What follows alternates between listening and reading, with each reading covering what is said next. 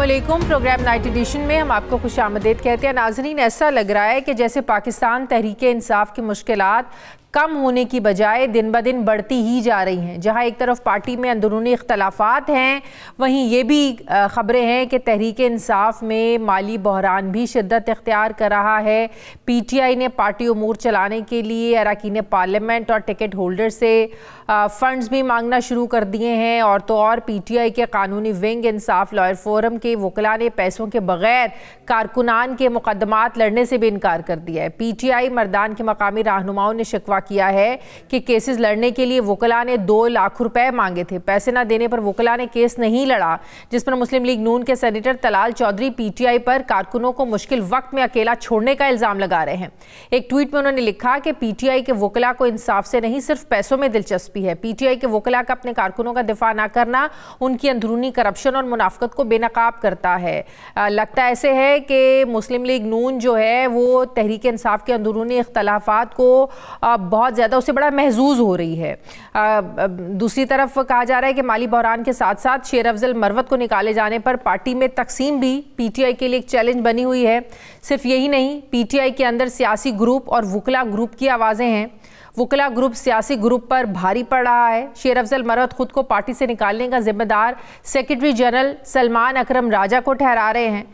वो तो ये भी कह रहे हैं कि जिन लोगों को शोकॉज भेजे गए वो पार्टी में है, लेकिन मुझे निकाल दिया गया। शेर अफजल मरवत साहब तो सवाल उठाते हैं कि मुझे क्यों निकाला। ऐसे में सवाल उठता है कि PTI में सलमान अकरम राजा से भी सीनियर लोग मौजूद हैं, तो क्या इमरान खान ने एक शख्स के कहने पर शेर अफजल मरवत को हटाया या वजह कुछ और है? शेर अफजल मरवत पर जहाँ खुद पर प्लांटेड होने का उन पर इल्ज़ाम है, वहीं वो सलमान अकरम राजा के बारे में कहते हैं कि जिनकी सिफारिश पर वो पार्टी के सेक्रेटरी जनरल बने वो दरअसल बाअसर लोग हैं। नाजरीन, इन इख्तलाफात के बीचों बीच हुकूमत जहां PTI से मुतालबा कर रही है कि जो ख़त IMF को लिखा वो सामने लाया जाए, जबकि वफाकी वज़ीर एहसन इकबाल ये कह रहे हैं कि सियासी मामलात के लिए अगर बानी PTI संजीदा हैं, सीरियस हैं, तो वो वज़ीर आज़म को ख़त लिखें। हुकूमत की तरफ से PTI के लिए ये मुतालबा आर्मी चीफ की उस रद्द-ए-अमल के बाद सामने आया है जिसमें उन्होंने ये कहा था, आर्मी चीफ ने, कि मुझे अभी तक कोई ख़त नहीं मिला भी तो पढ़े बगैर वज़ीर आज़म को भिजवा दूंगा। PTI ने हर दरवाज़ा नॉक कर नाजरीन देख लिया है। कभी ट्रंप से उम्मीदें, कभी IMF को ख़त, तो कभी आर्मी चीफ को खुले ख़त लिखे गए, लेकिन मुश्किलात आसान नहीं हुई। तो अब एक बार वज़ीर आज़म को भी ख़त लिख कर देख लें, शायद कोई बात बन जाए। वज़ीर आज़म को ख़त लिखने की ऑफ़र पर PTI क्या सोच रही है, इसी पर बात करेंगे शेख वकास अकरम साहब से। मरकज़ी सेक्रेटरी इत्तलात हैं। अस्सलाम वालेकुम, बहुत बहुत शुक्रिया शेख वकास साहब आपका। शेख वकास साहब, हुकूमत तो अब कह रही है कि आर्मी चीफ को ख़त लिखने का मतलब ये है, जो बार बार ख़त लिखे, कि आप लोग फ़ौज को सियासत में शामिल करना चाहते हैं। एक्चुअली ख़त लिखने वाले चाहते हैं कि उनको एक बैसाखी मिल जाए, इस बैसाखी से दोबारा इक़्तिदार तक वो पहुंचना चाहते हैं कि जिस तरह 2018 में आप लोग इक़्तिदार में आए। तो बेहतर ये है कि आप लोग वज़ीर आज़म शहबाज शरीफ को आप ख़त लिखें, क्योंकि सियासत का मरकज़ी दरवाज़ा तो वही है, सियासत का मरकज़ी हब तो वही है, ना कि फ़ौज है। देखिए, पहली बात तो ये है कि मैं इनके इस दावे को रद्द करता हूँ कि हम सियासत में फौज को ड्रैग करना चाह रहे हैं। जो हालात हैं इस वक्त मुल्क के, एक फॉर्मर प्राइम मिनिस्टर की हैसियत से उन्होंने चीज़ें रियलाइज़ की, उन्होंने एक्चुअली फील की और वो रियलाइज़ करवाने की कोशिश की है। उन्होंने अपनी फौज के आर्मी चीफ को वो चीज़ें लिख के बताई हैं। It's an open letter. उसका मकसद यही होता है कि उन्होंने अपनी कंसर्न शो की हैं, उन्होंने चीज़ें कंडेम की हैं, उन्होंने पॉलिसी पे शिफ्ट के हवाले से बात की है, उन्होंने अपनी ज़ात के हवाले से या डील के हवाले से कोई बात नहीं की है। रह गया सवाल जो है वो ये जो कह रहे हैं वज़ीर आज़म को ख़त लिखें। वज़ीर आज़म को किस लिए ख़त लिखें? वज़ीर आज़म की तो इतनी हैसियत भी नहीं है कि वो मुज़ाकराती कमेटी की मुलाकात करवा सकता। दूसरी, पहली मुलाकात में भी 12 दिन लग गए थे, जबकि भतीजी वज़ीर आला थी, चीफ जो अपना IG जो था जेल का वो भी अपना, वज़ीर जेल खाना जात भी अपनी पार्टी का, हुकूमत भी अपनी। तो ये इनकी हैसियत है। तो आप ये समझती हैं कि जो लोग एक मुलाकात फैसिलिटेट नहीं कर सकते, हम अगर एहसन इकबाल की वो बड़ी कहानियां सुनाते हैं, अगर हम ये बात यकीन कर लें उस कहानी पे कि वो जो है वो डाक खाना है, जो सियासत के हवाले से आपने बात की, तो मैं ये समझता हूँ कि डाकियों की ज़रूरत आज के इस दौर में नहीं होती। ये ट्विटर का दौर है, तुसी अपने डाकखाने खुश रहो। ये डाकखाना बंद होने लगा है, बाकी पुराने डाकखाने डाकखाने में डाक ना डाले, व्हाट्सएप कर दें। बस ये दौर जो है वो ट्विटर का ही दौर है, सोशल मीडिया। ये बेचारे हैं ना, देखें कि नून लीग वाले हुई है ना, वो पिछले दौर च पे नहीं, ये ग्रो नहीं कीते टाइम के नाल, ये टाइम के साथ साथ आगे नहीं आए। इनको आज तक डाकखाने और डाकिये याद है, तो ये इनको मुबारक हो। जो चीज डायरेक्ट कम्युनिकेट हो सकती है उसके लिए हमें किसी डाकिये डुकिये की जरूरत नहीं है, और खसूसन ऐसा डाकिया जिसकी एक मुलाकात अरेंज कराने के हवाले से भी उसके पारे चलते हो, तो फिर उसे क्या बात करनी है, किसी ने क्यों खत लिखना है। चले, अगर आपको ये रियलाइजेशन हो गई है कि हुकूमत बाइख्तियार है, वज़ीर आज़म बाइख्तियार हैं, वो एक मुलाकात नहीं करवा सकते, तो वो ज़ाहिर डिमांड्स तो मानना तो बिल्कुल ही वो उनके हाथ में नहीं है, उनसे आगे की बात है। लेकिन जिस आगे की आप लोग बात करते हैं, जहाँ तक आप लोग पहुँचना चाहते हैं, वहाँ से भी तो कोई पॉजिटिव जवाब नहीं आता ना। देखिए, पहुँचने की बात नहीं है, हम एक तहरीक का हिस्सा है, जदोजहद हो रही है, हमारा मैंडेट छीना गया है, हमारे लोगों पे जुल्म हो रहा है, रूल ऑफ लॉ नहीं है, ह्यूमन राइट्स की वायलेशंस हो रही है, डेमोक्रेसी नहीं है। ये फॉर्म 47 वाले जाली हुक्मरान बैठे हैं। तहरीकें कोई ऐसे नहीं होती कि वो मुर्गी का अंडा है, ऊपर बैठेंगे तो मतलब है कि उसमें से चूजा निकल आएगा खास टाइम के ऊपर। तहरीकें चलती रहती है, एक स्टेप आगे होता है, कभी पीछे होता है, कभी फतह होती है, कभी पसपाई होती है, मगर काफिले जो है वो चलते रहते हैं और वो जा रहे हैं, कभी छोटा इवेंट, कभी बड़ा इवेंट, कभी एक सूबे में, कभी दूसरे सूबे में। तो अपने हक के लिए तो लोग साल लड़ते हैं। मुझे नहीं पता कि क्यों हमारे कुछ मुबस्सिरीन जो है वो चाहते हैं कि ये मुड़े आज रात की खबर पड़े, कल इन्होंने जुलूस कटे, सीधे आज टेक ओवर हो जाए। इस तरह नहीं होता है।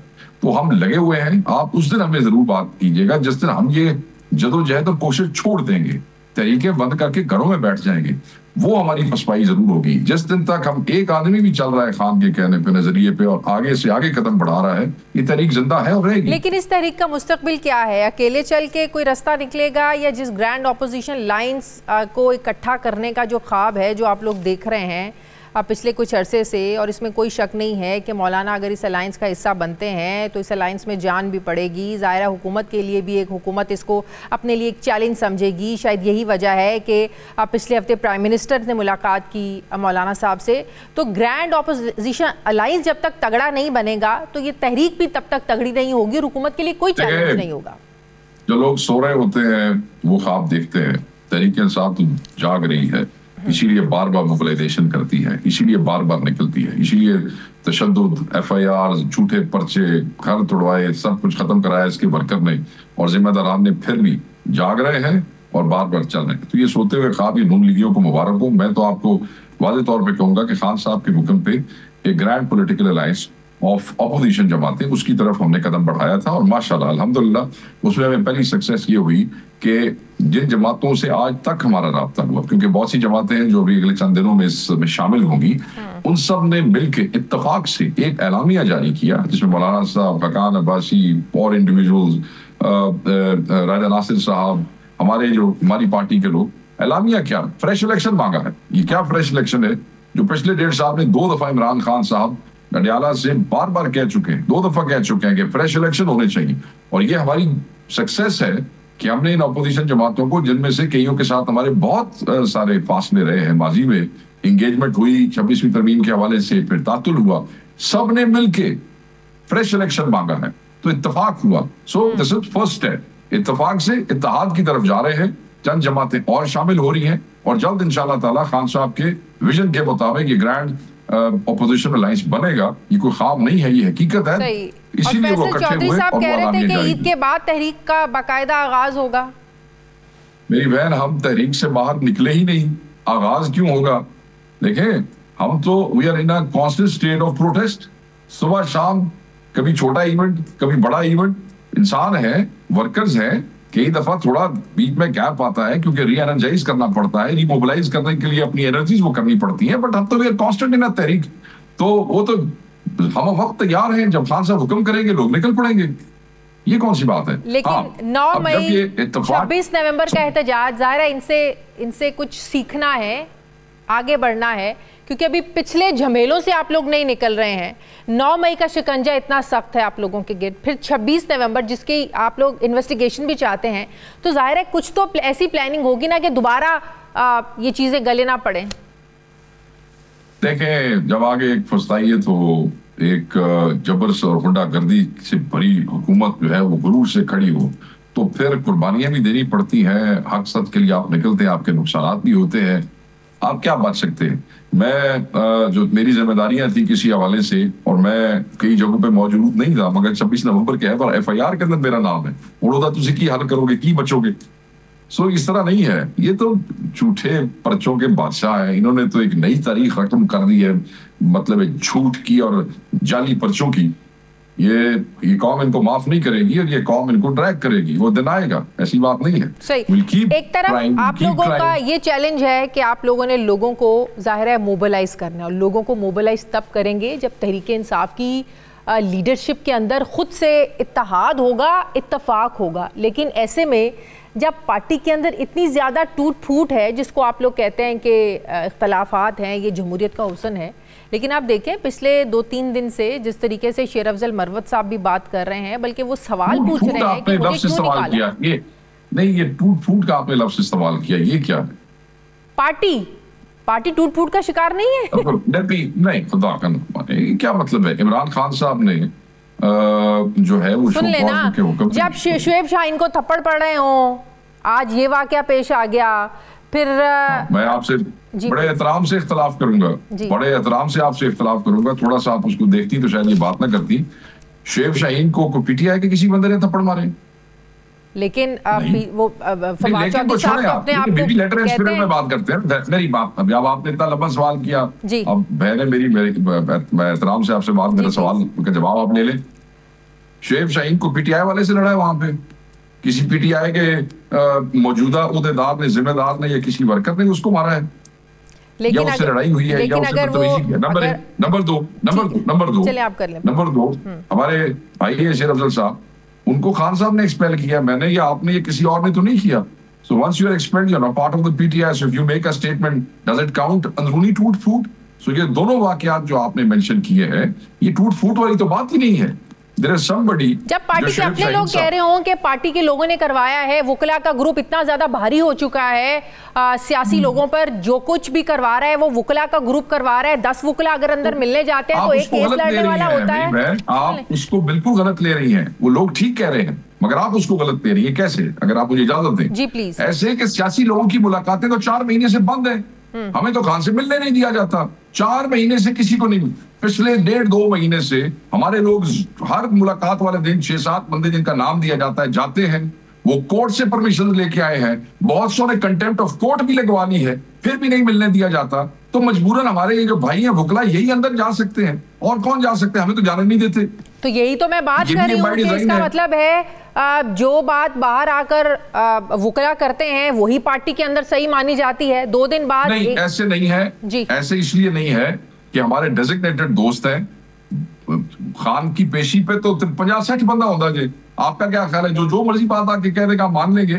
डेजिग्नेटेड दोस्त हैं, वो पता है खान साहब को भी और पार्टी को भी, खान साहब उनको बता देते हैं, और उन्हीं की सिर्फ 2-3 लोग हैं, उन्हीं की बात ऑथेंटिक मानी जाती है, उसी के ऊपर पार्टी एक्शन लेती है। उसके अलावा न किसी की मानी जाती है और न संजीदा ली जाती है। लेकिन शेर अफजल मरवत साहब तो अलल ऐलान ये बात करें कि सलमान अकरम राजा और उनके साथी, उनका जो ग्रुप है वो जिम्मेदार है उनको निकलवाने का। आप ये बात करते हैं। जुनेद अकबर साहब ने भी ये बात की थी। आप देखें, इस बात का जवाब आपको सलमान अकरम राजा साहब दे सकते हैं। मेरे सामने तो बड़ा सीधा सा सवाल है। इमरान खान साहब ने एक फैसला लिया है, सारी पार्टी उसको कबूल करती है। अब अगर किसी को उस फैसले पर एतराज है किसी, तो वो सलमान अकरम राजा साहब जवाब दे सकते हैं, मैं इसका क्या जवाब दूंगा आपको? जुनेद अकबर साहब जो बात करते हैं कि पार्टी में एक ग्रुप नहीं है, कई ग्रुप्स हैं, क्या ये बात दुरुस्त है? देखें, मैं शायद वो कुछ और कहना चाह रहे थे, मैं आपको थोड़ा एक्सप्लेन कर देता हूँ। जो पार्टी, जो उनका नुक्ता नजर वो यही है कि इस पार्टी के अंदर सबको आगे आने का मौका मिलता है। ये रूल लीग नहीं है कि जहाँ पे वजीर आजम की सिर्फ बेटी वजीर आला बनेगी। आप शायद मेरा सवाल समझे नहीं शेख साहब। मैं आपका सवाल बिल्कुल ठीक समझाऊं, मैं आपका सवाल बिल्कुल ठीक समझाऊं। I am coming towards that, ठीक है जी। वो ये कह रहे थे और जो अल्फाज कह रहे थे मैं वो भी कहूंगा, और आगे से अपना आपको नुक्ता नजर देता हूँ। मैं आपको बताता हूँ, ये वो पार्टी नहीं है कि जहाँ भुट्टो जरदारी और बीवी के बाद जो है वो बिलावल ही आएगा, नीचे उनकी सिस्टर्स भी जो है वो भी जिम्मेदारी के लिए तैयार हैं। उधर से हमजा 10 साल बैठा रहा है वहां पंजाब में, अब मरियम नवाज आके चीफ मिनिस्टर हो गई है। एक भाई गया था, दुआ भाई वजीर। इमरान खान कि पार्टी में हर आदमी को मौका मिलता है। जब हर आदमी को मौका मिलता है तो जुनैद अकबर ने ये एक्सप्लेन किया था, तो हर आदमी आगे जाने की कोशिश करता है। और फिर हम असल लोग होते हैं, कॉन्टेम्पररीज होते हैं, हम ख्याल लोग होते हैं विद इन पार्टी। ये विद इन पार्टी बात है, मगर एज अ होल तमाम पार्टी एक है। किस चीज पे? खान पे। तो मैं भी यही समझता हूं कि पार्टी में कोई धड़ा नहीं है। हम ख्याल लोग, तो आप स्कूल में चली जाए, तो वहां पे किसी क्लासरूम में चले जाए तो 4 बच्चे एक तबीयत के होंगे तो एक साथ बैठे होंगे, but they are in one class, they are in one school. So this is what it is. ये एक बहुत बड़ी फैमिली है, पॉलिटिकल फैमिली है तरीके इंसाफ। उसमें हम ख्याल लोग एक दूसरे गपशप लगा सकते हैं, बट दैट डजंट मीन कि इख्तिलाफात हैं। आपका फर्ज है, ये आपका फर्ज है कि आपने पार्टी को डिफेंड करना है। ये आपका फर्ज है कि आपने पार्टी का जो पॉजिटिव चेहरा है वो अवाम के सामने लेकर आना है, लोगों के सामने। नहीं, मुझे झूठ बोलने की जरूरत किसी के लिए नहीं है, क्योंकि वो मेरे अल्लाह की तरफ वो है। मैं झूठ छूट नहीं बोलता हूँ किसी के लिए भी, ना अपने लिए, ज़ात के लिए, तो ना किसी के लिए। जो सच है मैं आपको, मेरी बहन, वही बता रहा हूँ, इससे आगे की बात नहीं है। तो पार्टी में कोई इख्तलाफात नहीं है, धड़े बंदियां नहीं है। नहीं, आपने बड़ा सख्त लफ्ज इस्तेमाल किया था। आपने कहा टूट फूट, वो तो लहजे लगता है लगी गई अर्श है। ऐसी कोई बात नहीं है। वो लोग रेलेवेंट एंटिटीज नहीं जिनका आपने जिक्र किया। मैंने कहा हम ख्याल लोग होते हैं, और वो खसूसन जिन सूबों के अंदर गवर्नमेंट होती है। पंजाब वाले तो तुहानू पता है ऑपोजिशन है, डांगा ते सोटे ही नहीं साड़ी किस्मत दे में। उससे तो कोई ऐसा और जहां पे गवर्नमेंट होती है वहां जिम्मेदारियां होती हैं। जिम्मेदारियों में लोगों का दिन होता है कि हमें भी मौका दे पार्टी। दैट्स नॉट इख्तिलाफात, that's going forward in the party. सही। अच्छा, क्या ये बात दुरुस्त है कि पीटीआई वकला का पैसों के बगैर उन्होंने कारकुनान के जो मुकदमात हैं वो लड़ने से इनकार? बड़ी ज्यादती है। नहीं मेरी बहन, देखिए मेरी बात सुने, बिल्कुल ऐसी बात नहीं है। मैं कितनी दफा केपी आया खुद, और मेरे साथ पंजाब के एक एक एमएलए जो यहाँ पे आए, जिम्मेदार, मैं आगे आऊंगा आपके सवाल की तरफ। जी जी। आज तक किसी ने, वकील ने उनसे पैसे नहीं लिए। हमारे 5780 प्लस लोग पकड़े गए। हजारों लोगों की जमानतें वकीलों ने कराई हैं, ILF के नौजवानों ने कराई हैं। एक बंदे से पैसे नहीं लिए, हजारों लोगों की। 5780 थे, अब इस वक्त 1300 रह गए। अभी 1300 बकाया है, बाकी सारों की जमानतें हुई हैं। अगर किसी ने खुद अपना को वकील कर लिया तो कोई नहीं, मगर टीम मौजूद थी हजारों लोगों की। मुचल के हमारे वकीलों ने जमा कराए अपनी जेबों से, मुचल के लोगों के। आप तो फीस की बात करिए मेरी बहन। जिस जिक्र वाक़े का आप कर रही हैं, जिसपे तलाल चौधरी साहब को बड़ी गैरत आ गई है और सारा बड़ा ख्याल हो गया है। हजारों बंदों की जमानतें हमारे वकला ने, ILF के बच्चों ने कराई हैं। अगर 3 नौजवान, मुझे तो उनका केस भी पता नहीं है, वो 3 नौजवान एक छड़ी के ऊपर बैठ के बात कर रहे हैं, तो इसका मतलब है कि वकीलों ने जुल्म कर दिया है? बिल्कुल ऐसे नहीं। हम तक वो बात पहुंचती है, हम के जिम्मेदारों के मैंने जिम्मे लगाया है, पता करेंगे। अगर उन बच्चों से किसी ने पैसे मांगे हैं तो हम ऐसे नहीं होने देंगे। तहरीक इंसाफ वाहिद पार्टी है मेरी बहन जिसने हजारों वर्कर छुड़ाया वकीलों ने, बगैर किसी पैसों के, मुचलके तक जेबों से जमा कराए हैं। खाने तक उनके घरों वाले उनको नहीं दे के आते, उनके कपड़े, उनकी जुराबें, उनकी जैकेट्स, उनके सब कुछ पार्टी के लोग, दसवार तक वहां पर। क्या मैं कहूँ आपको, ये ऐसे और कोई पार्टी नहीं करती है। सही। तो ये एक तमाशा इन्होंने बनाया। हजारा बंदे की जमानत हुई हो, किसी ने याद नहीं, तो 3 बंदे अल्लाह उन्होंने भी, मतलब है कि हम उनका भी पता करेंगे कि उन भाइयों के साथ ये क्या हुआ और किसने मांगे। पीटीआई का लॉयर ऐसे नहीं करता, बिल्कुल गलत बात है, प्रोपेगेंडा है, बकवास है ये सारी। ठीक है, बहुत बहुत शुक्रिया मरकजी सेक्रेटरी इत्तलात पाकिस्तान इंसाफ शेख वकास अकरम साहब मेरे साथ थे। बहुत बहुत शुक्रिया शेख साहब, आपने वक्त दिया। प्रोग्राम में वक्त एक ब्रेक का। नाज़रीन वापस आते हैं छोटे से वक्फे के बाद।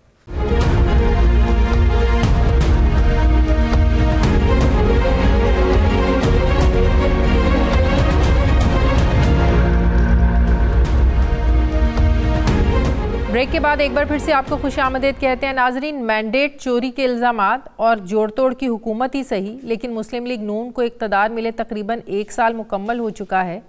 ऐसे में सवाल ये है कि 1 साल के बाद शहबाज शरीफ की हुकूमत को लेकर पाकिस्तान खड़ा कहाँ है। ये सवालात इसलिए उठ रहे हैं कि पाकिस्तान में इलेक्शन के 1 साल के बाद भी कबूलियत और मकबूलियत को लेकर पॉलिटिकल पोलराइजेशन पहले की तरह बरकरार है जिस तरह इलेक्शन से पहले थी। 1 साल बाद भी मुल्की तारीख के दागदार तरीन इलेक्शन और फॉर्म 45 और 47 के फ़र्क के इल्ज़ामात अभी तक इस हुकूमत का पीछा कर रहे हैं। 1 साल बाद अवाम को यकीन है, न अपोजिशन को, हत्ता कि हुकूमत खुद भी 5 साल पूरे करने की यकीन दहानी नहीं दे सकती, क्योंकि नए इलेक्शन का मुतालिबा हुकूमत का पीछा कर रहा है। 1 साल के बाद जहां मुल्क में मुआशी तरक्की के दावे हैं, वहीं मुल्क में करप्शन बढ़ने पर ट्रांसपेरेंसी इंटरनेशनल के आदाद शुमार भी हुकूमत का पीछा कर रहे हैं।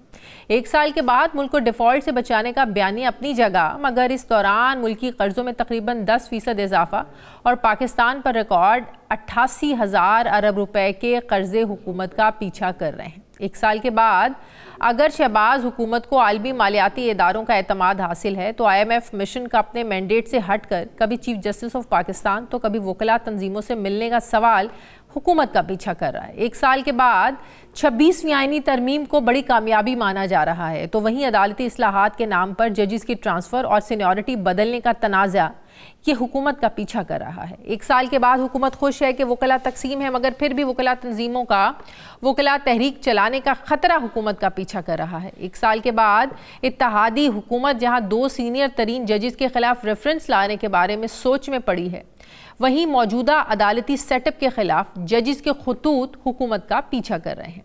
एक साल बाद ही हुकूमत एक ऐसा पीका एक्ट ले आई है जिसे अपोजिशन में रहते हुए नून लीग काला कानून कहती थी। इसी तजाद पर सहाफ़ियों और सिविल सोसाइटी का मुल्कगीर एहतजाज भी हुकूमत का पीछा कर रहा है। एक साल बाद जहां हुकूमत के अपने इत्तेहादी नाराज नजर आ रहे हैं, वहीं PTI का ग्रैंड अपोजिशन अलायंस बनाने का मिशन भी हुकूमत का पीछा कर रहा है। एक साल के बाद हुकूमत इसी कोशिश में है कि कहीं जो सेम पेज है ये हाथ से ना निकल जाए। वहीं मौजूदा सेटअप में दरार डालने के लिए इमरान खान के आर्मी चीफ के नाम खुले खत हुकूमत का पीछा कर रहे हैं। सवाल उठता है कि हुकूमत से जजेस नाराज़ हैं, वकला नाराज़ हैं, सहाफ़ी नाराज़ हैं, इत्तेहादी खुश नहीं हैं, अपोजिशन भी एहतजाजी मूड में है। ऐसे में हुकूमत इन तमाम चैलेंजेस से पीछा कैसे छुड़ाएगी, इसी पर मैं बात करूँगी। मुझे ज्वाइन कर रहे हैं मुस्लिम लीग नून के सीनियर रहनुमा राना तनवीर हुसैन साहब, वफाकी वज़ीर हैं। अस्सलाम वालेकुम, बहुत बहुत शुक्रिया राना साहब आपका। राना साहब, एक साल के बाद आप लोग अपने आप को कहाँ देखते हैं? ये हुकूमत 5 साल पूरे करेगी? Thank you very much. मैं समझता हूँ कि जितनी भी आपने बातें की हैं उनमें कोई हकीकत नहीं है। ये एक किस्म की ऐसे ही एक क्या आप कह सकते हैं कि जिस तरह कोई एक मजमून लिखा जाता है कि हर चीज़ के आपने जो कामयाबियाँ भी हैं उसको दूसरी तरफ पे ले गए। आप एक एक करके बात करें तो मैंने जो बहुत सारे तो चीज़ें मुझे याद ही नहीं, आपने तो बहुत लंबी चार्जशीट हुकूमत पे खड़ी कर दी है। मैं ये कह रही हूँ कि फॉर्म 45-7 का तनाज़ा आज भी है। एक इत्तेहाद आप लोगों के खिलाफ इकट्ठा हो रहा है, ग्रैंड ऑपोजिशन अलायंस बनने जा रहा है, तो हुकूमत इससे अपने आप को कितना खतरा चैलेंज महसूस करती है? मैं आपको यही कहने लगा हूँ कि आपने वकला की बात की, तो वकला मेजॉरिटी हुकूमत की पॉलिसियों के साथ है और आपके सामने है। तो एक तो तबका है वकला का जो दूसरी तरफ खड़ा होता है और हमेशा वो कहते हैं ये हामिद खान ग्रुप है और ये दूसरा ग्रुप है। तो उसमें मुझे तो कोई ऐसी चीज़ नज़र नहीं आती सिवाय इसके कि उन्होंने इतनी देर हो गई है 26 तरमीम उस पर क्या किया। ये जो जजेस की बात करते हैं, तो जजेस की बात करें तो ट्रांसफ़र की भी आपने सीनियरिटी की बात कर दी। आज मंसूर अली शाह साहब का मैंने देख रहा था कि सीनियरिटी को कैरी करता है जो भी जज ट्रांसफ़र होता है। तो मुझे तो कोई जो आप बात 47 वाली बात है, ट्रिब्यूनल बने हुए हैं, वहाँ पे ये लोग गए भी हैं, जितने फैसले हुए हैं, बल्कि 1-2 फैसले तो मुस्लिम लीग नून के जो लोगों ने पिटीशन किया उसके हक में हुए हैं। जी अभी मैं फफन का पढ़ रहा था जो कल परसों उनकी स्टेटमेंट आई थी, तो उसमें ही फैसले हो रहे हैं और 100 से ज़्यादा क्योंकि परसों तो उन्होंने कहा जी कि 1 महीने में या 11 और फैसले हो गए हैं। तो मुझे तो कभी इन चीज़ों में जो आप बात करिए इसमें कभी भी कोई हकीकत नहीं थी। जो आप चैलेंज की बात कर रहे हैं, अपोजिशन का अलायंस बन रहे हैं, हमारे अलायंस बिल्कुल साथ खड़े हैं, फर्म हैं और गवर्नमेंट की पॉलिसियों के साथ चल रहे हैं। बाकी जहाँ इत्तेहादी हुकूमतें होती हैं वहाँ पे हमेशा कोई ना कोई इशू तो रहता है, वो उनका इंटरनल मामला होता है। तो वो आपको कौन से वो से मौलाना साहब का सियासी कद, उनकी स्ट्रीट पावर, जहाँ पर अपना वजन डालेंगे जाहिर है वो पलड़ा हमेशा भारी ही होगा। अगर मौलाना साहब भी नए इलेक्शन का मुतालबा कर रहे हैं, वो कह रहे हैं कि नया इलेक्शन चाहिए, अगर वो भी अपना वज़न डाल देते हैं, पिछले दिनों सबकी मुलाकातें भी हुई हैं, शायद यही वजह है कि शहबाज शरीफ साहब भी मिलने के लिए चले गए, तो कोई चैलेंज या कोई ख़तरा लग रहा था उनको, तो वो मिलने के लिए गए ना, क्योंकि सबसे वो मिले मौलाना साहब अपोजिशन के लोगों से। नहीं शाजिया, मैं आपको बताऊं कि ये पॉलिटिकल एक्टिविटी चलती रहती है, ये पार्लियामानी सिस्टम है, डेमोक्रेटिक सिस्टम है हमेशा से ही। मुझे बताया कि कौन सा टाइम था जब मियां नवाज शरीफ साहब प्राइम मिनिस्टर थे तो इमरान खान उस वक्त कौन सी थ्रेट थी जो उसके चल के घर बनी गाला गया, जिस वक्त इसने कहा कि जी मुझे सड़क बना के दें मेरे घर की, तो उस वक्त भी आपको पता वो तो हमारे बड़े अर्ली डेज थे, तो उस वक्त भी प्राइम मिनिस्टर साहब नवाज शरीफ साहब इसके घर गए थे और गए। बिल्कुल, यहाँ सियासी एक्टिविटीज चलती रहती हैं। इमरान खान की हुकूमत भी बिल्कुल सही चल रही थी और एकदम जब अदम एतमाद आती है पता नहीं चलता ना, इस मुल्क में वाकई पता नहीं चलता। नहीं पता चल रहा था, ऐसे ना बात करें। देखिए हम बार बार टीवी पे आके कहते थे, हमारे जो सीनियर लीडर हैं, मैंने कई दफा कहा कि जो पीटीआई के लोग हैं 30-32 के करीब MNA थे जो हमारे साथ कस्मे कुरान उठाते थे, क्या बदमे दिमाग लाए हम आपके साथ हैं, जो 20 रह गए बाद में, तो लाइज हमें मिलते थे, इनके जो लाइज थे कि हम बिल्कुल तंग हैं, आप आगे बढ़े, हम आपके साथ हैं। तो जो अदारों के साथ लड़ाई शुरू की हुई थी उस वक्त प्राइम मिनिस्टर इमरान खान ने, वो भी आपके सामने थी, तो चीज़ें तो सामने बड़ी वाज़िया तौर पे नज़र आ रही थी कि क्या होने जा रहा है। तो इस तरह नहीं था कि एकदम से अदम एतमाद आ गया, और अदम एतमाद के दौरान जो इमरान खान ने किया वो तारीख है, वो तारीख क्यों नहीं आप लोगों को याद कराते, जब कॉन्स्टिट्यूशन से भी ऊपर का उन्होंने एक्शन कर दिए, असम्बली डिसॉल्व कर दी, और अदम एतमाद की तारीख को आर्टिकल 5 के तहत ये फवाद चौधरी उठे और उन्होंने कहा कि जी क्योंकि एक लेटर आ गया किसी का, तो लिहाजा ये अदम एतमाद की तारीख गैर मौसर हो गई है। खुदा का नाम माने, ये आपको याद ही नहीं चीजें कि ये तारीख में कभी अनकॉन्स्टिट्यूशनल इस तरह की बातें होंगी।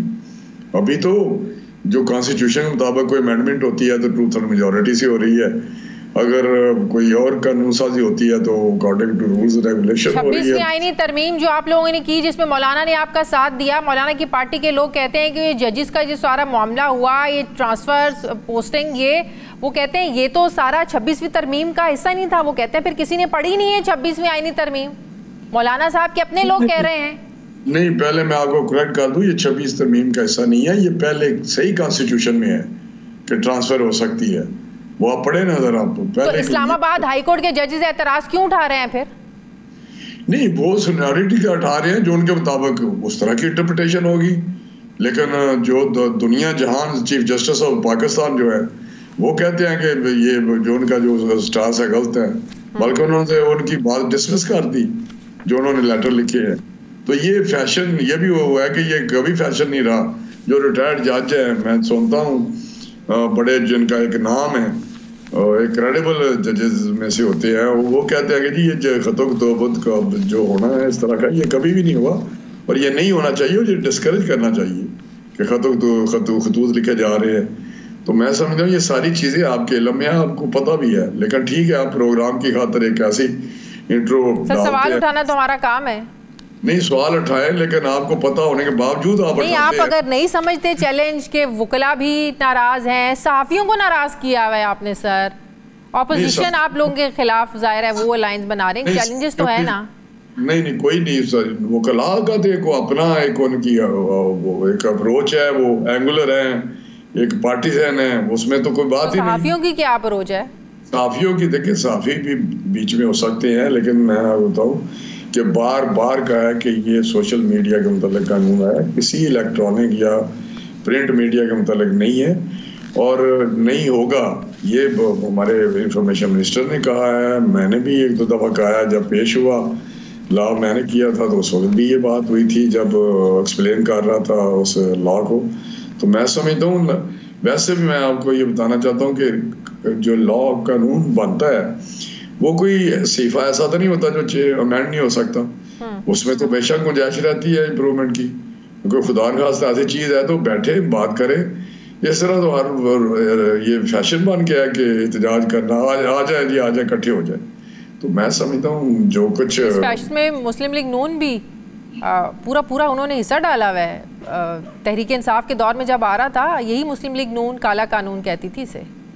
चले इसी बात को ले लें, अगर तहरीक इंसाफ का जो मैंने अगले दिन टीवी या किसी प्रोग्राम में कहा था, ये तहरीक इंसाफ का ड्राफ्ट किया हुआ ये बिल है जिसको आगे लेके हम चले हैं और उसको बेहतर करके उसमें थोड़ी, यही तो हम कह रहे हैं कि अनफॉर्चुनेटली हमारे मुल्क में यही तो होता है कि जब अपोजिशन में होते हैं सहाफ़ी अच्छे लगते हैं, सहाफ़ियों के साथ खड़े होते हैं, वही अपोजिशन वाले जब हुकूमत में आते हैं तो वही सहाफ़ी, उनकी खबरें फेक न्यूज़ और वो बुरी लगने लगती हैं।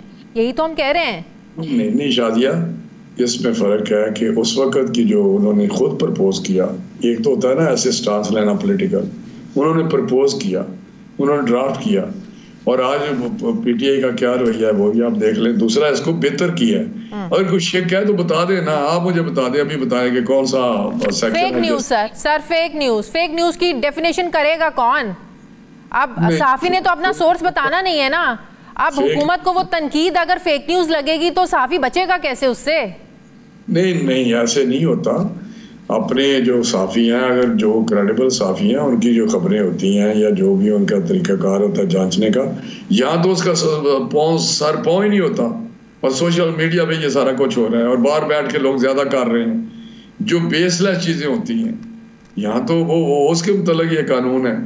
ये तो नहीं कि कोई प्रिंट मीडिया में आपने खबर दे दी तो हम कहेंगे पकड़ लेंगे जाके कि जी ये तो आपने फेक दे दी है। ये आपके खदशात जो है, मेरा हाल या तो ऐसे बनाए हुए हैं या जेन्युइनली आप इसको समझते हैं जो गलत है। तो मैं समझता हूँ ऐसी कोई बात नहीं। बार बार कह रहे हैं कि अभी तो उसके बाद कानून बनने के बाद प्रिंट और इलेक्ट्रॉनिक, लेकिन आप देखें ना, जुर्माने की हद तक तो बात चीज़ें समझ में आती हैं, लेकिन 3-3 साल के लिए अंदर जेल में डाल देना, कैद में रख लेना, ये दुनिया में कहाँ है ये कानून? क्यों मुझे बताएं कि किसी के इज्जत के साथ खेलना, तो डेफेमेशन का लॉ तो आगे ऑलरेडी सर है ना, ये क्या बात करते हैं आप? ये तबाह कर देना। नहीं, ये जो डेफेमेशन लॉ नहीं है। डेफेमेशन और चीज है, देखें ना, डेफेमेशन टोटली डिफरेंट है। लेकिन आप चीजों को बेहतर होता हुआ मेरा ख्याल है देखना नहीं चाहते, वरना ये चीजें होनी चाहिए। ये जरूर रेगुलेट करना चाहिए सोशल मीडिया। इस तरह तो बेमहार तो नहीं चल सकता। अभी इमरान खान का मैं सुन रहा था उस वक्त जब प्राइम मिनिस्टर था, तो उसकी कोई वीडियो किसी ने ये शेयर की कि कह रहे हैं कि जी देखें मेरी बीवी को नहीं छोड़ा इन्होंने, मेरे पता नहीं किसको नहीं इन्होंने ये कर दिया। ये सोशल मीडिया के मतलब कह रहे थे। तो इसको यही तो मैं बात कर रही हूँ, चाहे नून लीग है, चाहे वो तहरीके इंसाफ है, ऑपोजिशन में इन्हें मीडिया कुछ लगता है, हुकूमत में कुछ लगता है, यही तो मसला है। या मीडिया की आप टर्म इस्तेमाल कर रही हैं वो ठीक नहीं है शाजिया। सोशल मीडिया की बात करें, ये चैलेंज सारी दुनिया में इस वक्त है। ये जो सोशल मीडिया और इंटेलिजेंस, जो आर्टिफिशियल इंटेलिजेंस है, उस पर सारी दुनिया बड़ी परेशान है और गौर कर रही है कि किस तरह इसको रेगुलेट करें, चाहे वो अमेरिका है, चाहे यूरोप है, चाहे चाइना है या दूसरे ममालिक हैं। तो आपको पता भी है, यहाँ सियासी जमातों के अपने सोशल मीडिया हैं, एक दूसरे के खिलाफ इस्तेमाल करते हैं, फिर अपने अपने सोशल मीडिया भी बंद करें या उनको भी रेगुलेट करें। नहीं, सोशल मीडिया जो ये गड़बड़ करेगा जो शख्स, उसके मतलब जरूर कानून हरकत में आएगा। अगर एक सोशल मीडिया पे बेहतर चीजें चल रही हैं, कोई एजुकेशन का है या कोई और नॉलेज है या कोई सही खबर है, तो उसमें किसी को क्या इतराज है। लेकिन आपने तो मीडिया के लफ्ज इस्तेमाल करना शुरू कर दिया। मीडिया नहीं है इसमें, और इसमें सिर्फ सोशल। साहब, क्या आखिरी सवाल, क्या हुकूमत 2 सीनियर तरीन जजेस के खिलाफ कोई रेफरेंस लाने का इरादा रखती है? कोई ऐसी प्लानिंग में है? मेरे इल्म में तो नहीं है, लेकिन मेरा नहीं ख्याल कोई ऐसा रेफरेंस आएगा। लेकिन मैंने अभी अपने कुछ साथियों के बयान देखे थे, उन्होंने कहा ऐसी कोई चीज़ अंडर कंसिडरेशन नहीं है, और मेरे भी इल्म में है कि कोई अंडर कंसिडरेशन नहीं है इस किस्म का कोई प्रोसेस या दान खास्ता। तो मेरा नहीं ख्याल कि कोई ऐसी कोई चीज़ सामने है हमारे। सही। IMF के वफ्द ने जो चीफ जस्टिस से भी मुलाकात की, फिर सुप्रीम कोर्ट बार के सदर से भी मुलाकात की, क्या ये हम अच्छे प्रेसिडेंट सेट कर रहे हैं कि बाहर के इदारों को अपने मुल्क के इदारों के अंदर इतना ज़्यादा हम डीपन कर रहे हैं, घुसा रहे हैं, उनको इजाज़त दे रहे हैं कि आए हमारे अंदरूनी जो मामलात हैं, आए हमसे आकर सवाल करें क्योंकि हम आपसे पैसे ले रहे हैं? नहीं, देखिए, मैं आपसे इत्तेफाक करता हूँ इस बात पे कि इस तरह उन्होंने तो रिक्वेस्ट की, जो उनकी एक्सीड होगी, रिक्वेस्ट मान ली गई, और गवर्नमेंट ने नहीं की। ये चीफ जस्टिस हो, वो एक इंडिपेंडेंट बहुत बड़ा उनका होता है, आईनी बहुत बड़ा होता है। उन्होंने मुनासिब समझा, उनसे मिल लिया, लेकिन वहाँ जो डिस्कशन हुई वो भी आपको पता है, उसका कोई सियासत तल्लुक़ नहीं था। लेकिन ये बात आपकी दुरुस्त है।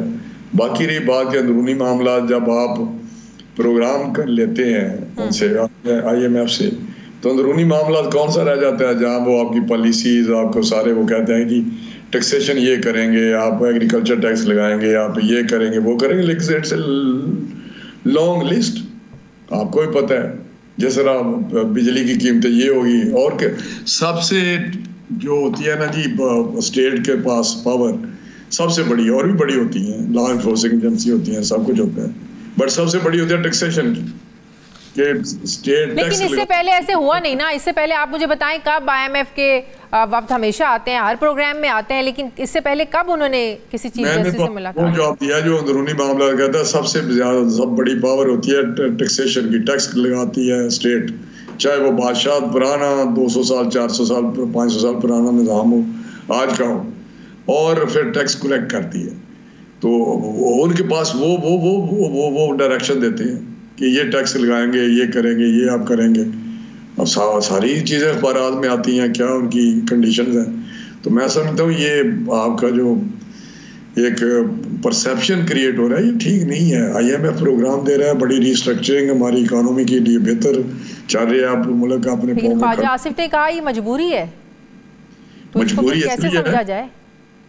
नहीं, मजबूरी तो हम IMF के इसलिए कहते हैं कि जब हमारी इकोनॉमी इतनी ख़राब PTI के ज़माने में होगी, जिसको बड़ी मुश्किल से शहबाज साहब ने खड़ा किया है उस इकोनॉमी को अपने पाँव में, और आगे बढ़ रही हैं सारी दुनिया के इदारे ये बात कर मतलब कि अब वो हमारे इदारों में आके मदाखलत कर रहे हैं, तो ये मजबूरी है?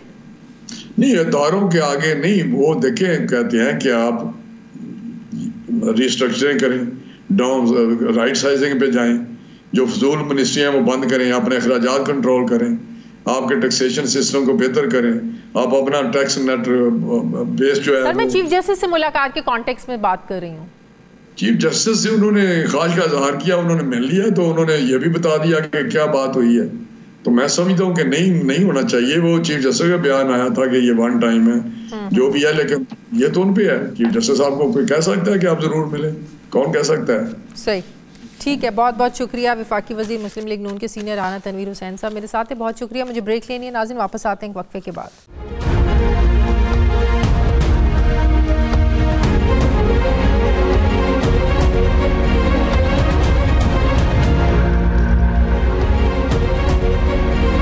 ब्रेक के बाद एक बार फिर से आपको खुशामदीद कहते हैं नाजरीन।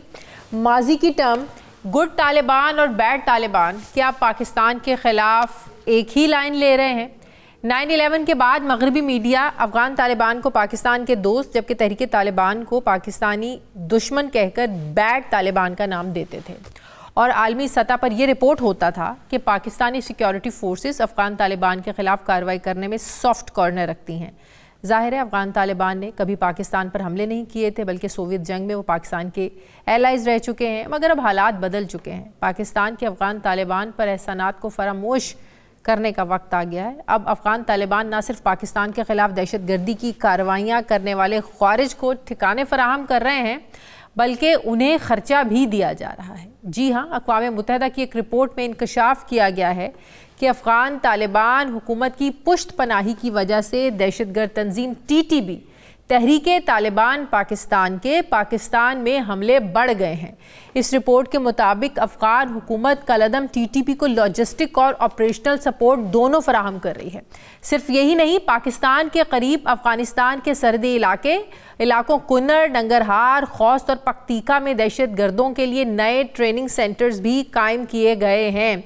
नाजरीन, ये रिपोर्ट एक ऐसे वक्त में सामने आई है जब दहशत गर्दी के मसले का हल निकालने के लिए KP हुकूमत एक वफ़द जो है डेलीगेशन अफ़गान तालिबान से मुज़ाकरात के लिए अफ़गानिस्तान भेजने का सोच रही है। आज खैबर पख्तूनख्वा में सियासी और मज़हबी जमातों का इजलास हुआ, जिसमें अफ़गानिस्तान के साथ हुकूमती सतह पर मुज़ाकरात शुरू करने का फ़ैसला किया गया। सवाल ये है कि क्या दहशत गर्दी के ख़ात्मे के लिए मुज़ाकरात एक बेहतरीन फ़ैसला है या पाकिस्तान को एक और फ़ौजी ऑपरेशन की तरफ जाने की ज़रूरत है? Centre for research and security studies की एक रिपोर्ट के मुताबिक साल 2024 में सिविल और मिलिट्री फोर्सेस पर और दहशत गर्दों के हमलों को लेकर एक दिहाई में सबसे मौलिक तरीन ये साल रहा, जिसमें सिक्योरिटी फोर्सेस पर लगभग 450 हमले हुए और इसमें तकरीबन 685 एहलकार शहीद हुए। सवाल ये भी है कि अमरीकी अफवाज के इनखला के बाद से पाकिस्तान ने हर महाज पर अफगानिस्तान के लिए आवाज़ उठाई है, तो क्या वजह है कि अफगान हुकूमत पाकिस्तान के साथ ताउन पर आमादा नहीं है? पाकिस्तान को जहां अपनी अफगानिस्तान के साथ मगरबी सरहद पर दहशतगर्दी के चैलेंज का सामना है, वहीं उसे अपनी मशरकी सरहद पर भारत के जारहाना इरादों पर भी ज़ाहिर तशवीश तो है। 2 दिन पहले व्हाइट हाउस में अमरीकी सदर डोनाल्ड ट्रंप और भारतीय वज़ीर आज़म नरेंद्र मोदी की मुलाकात हुई, जिसमें यह ऐलामिया मुश्तरका सामने आया कि अमरीका भारत को 35 F-35 लड़ाका तैयारे और अरबों डॉलर का असलहा फराहम करने जा रहा है। इस पर पाकिस्तान ने अपने कंसर्न्स भी जाहिर किए हैं। सवाल यह है कि एक तरफ अमेरिका पाकिस्तान के मिसाइल प्रोग्राम पर एतराज़ उठाता है तो वहीं भारत को जदीद असलहा देने के सौदे भी कर रहा है। तो इस सूरत हाल में पाकिस्तान के पास ऑप्शंस क्या बच जाते हैं?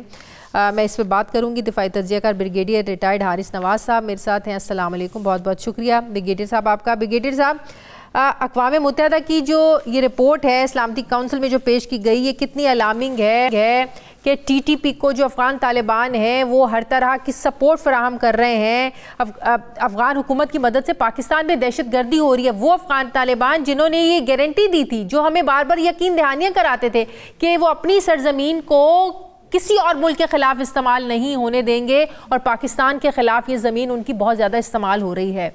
तो कितना अलार्मिंग है ये पाकिस्तान के लिए?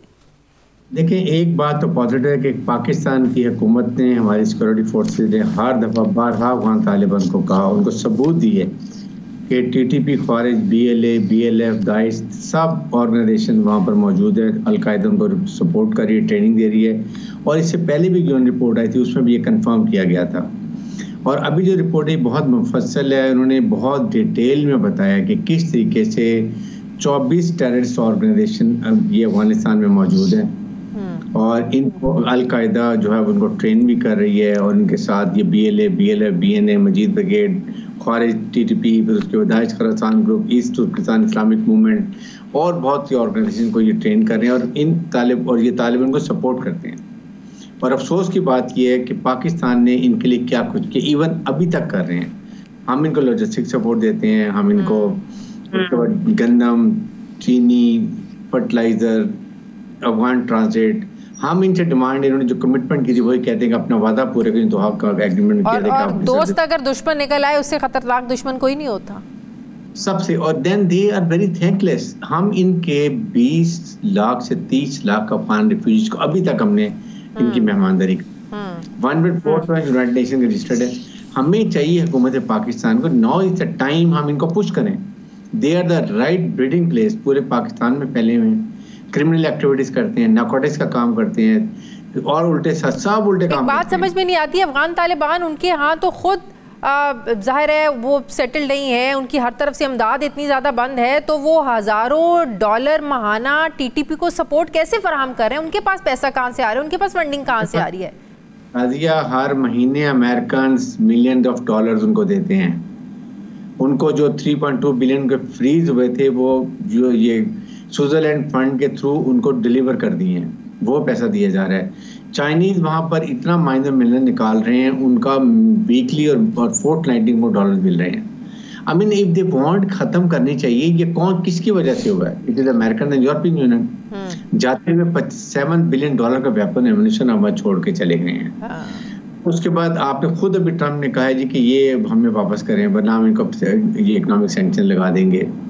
इसके बाद आपका बजाय इसके कि ये हमारी सपोर्ट पे बात करें और फिर उन्होंने ये भी बड़ी तारीफ की हमारी सिक्योरिटी फोर्सेस के सिंगल हैंड की प्रोफेशनल तरीके से। बिल्कुल हम फर्स्ट स्टाफ की चीफ ऑफ आर्मी स्टाफ की क़यादत में किस तरीके से हम कामयाबियां समेट रहे हैं, शहादतें भी दे रहे हैं। हमने 1 लाख के करीब सिविलियन अपने शहीद करवाए हैं, हमारे कुछ हज़ार हमारे फौजी शहीद हुए हैं, 150 बिलियन पर लॉस हुआ है। और आप अमेरिका और जॉइंट स्टेटमेंट में कह रहे हैं कि पाकिस्तान को अपनी सरहद से रोकना चाहिए जो क्रॉस बॉर्डर टेररिज्म होती है, चाहे पठानकोट या 11/26 की जो बॉम्बे इंसिडेंट पे। आप इमेजिन करें कि कितनी दोरुखी पॉलिसी है, दोगली पॉलिसी है। अमेरिका पाकिस्तान को इंडिया के प्रिज्म से देखते हैं and that they have to stop.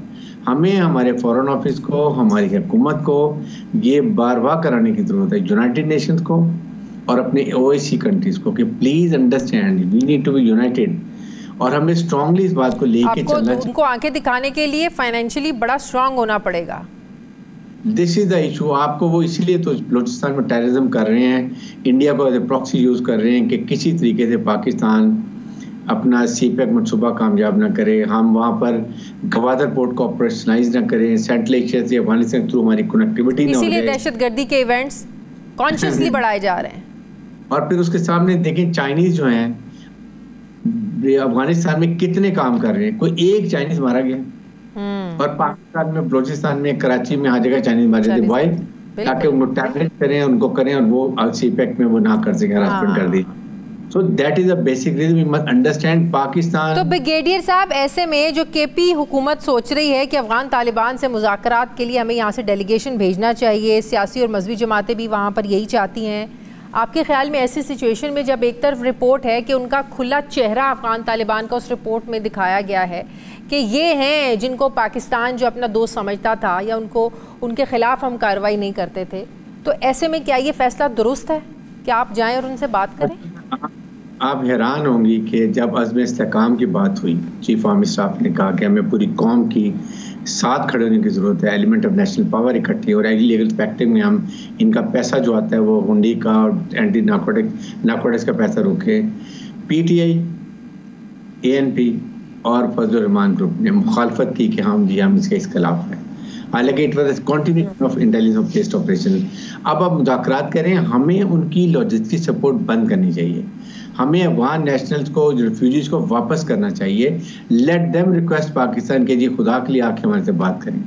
We should talk on the more strong terms, ताकि हम ये ना कहें कि हम उनसे इंटरेस्टेड हैं। हम ऑपरेशंस करते रहेंगे, दहशतगर्दों को मारते रहेंगे, लेकिन जड़ से खत्म। लेकिन हमारा इनके साथ एक अच्छा ताल्लुक भी रहा है, इनके बड़े लीडर्स के साथ पाकिस्तान का अच्छा ताल्लुक रहा है, उनको इन्वॉल्व क्यों नहीं किया जाता?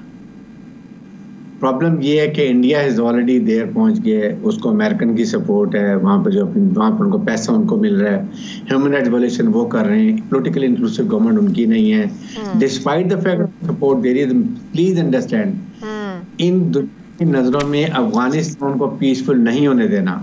अफगानिस्तान पीसफुल हो जाएगा तो पाकिस्तान का सीपेक मनसूबा भी कामयाब हो जाएगा, बलोचिस्तान भी पुरअमन हो जाएगा, कनेक्टिविटी सेंट्रल पाकिस्तान की हो जाएगी, and the whole world market north of Africa की और तो भारत का, अमेरिका का भारत के साथ मुआहदे करना, उन्हें जदीद असलहा देना, जदीद असलहे से लेस करना, ये पाकिस्तान के लिए कितना थ्रेटनिंग है? इट इज वेरी थ्रेटनिंग, इसलिए कि उनको स्ट्रेटेजिक पार्टनर है। आपने एक नाम सुना होगा 2+2। Yes, India, USA, Australia, Japan, they are together in strategic alliance. Then I2U2 आपने सुना होगा, India, Israel, USA and UAE। ये आप देख लेंगे ये आपके खिलाफ क्या हो रहा है। Pakistan is the only nuclear country, we are the target. जो एक दफा जनरल हमीद ने बड़ी अच्छी एक बात की थी कि अफगानिस्तान, ये जो है ये 9/11 बहाना, अफगानिस्तान ठिकाना, पाकिस्तान निशाना। So we have to united to offset this narrative, जो एनिमी का भी है और India being as a proxy use हो रहा है। हमें मुल्क को इकट्ठे करना है, एज ए कॉम हमने इसको करना है। 5th जनरेशन में दिस इज अ इशू कि आपको आपकी टू फाइट द ब्रेक, ये will of the nation they break, और इसके लिए हमें ये कि तमाम ये भाम खत्म करें, एज ए कॉम खड़े हों और मिलकर मुकाबला करें। ठीक है, बहुत शुक्रिया दिफाई तज्जियाकार ब्रिगेडियर हारिस नवाज साहब, बहुत शुक्रिया, आपने वक्त दिया। नाज़रीन, प्रोग्राम का वक्त खत्म हो गया, फीडबैक दें, अपना ख्याल रखें, मुझे इजाज़त दें, अल्लाह हाफ़िज़।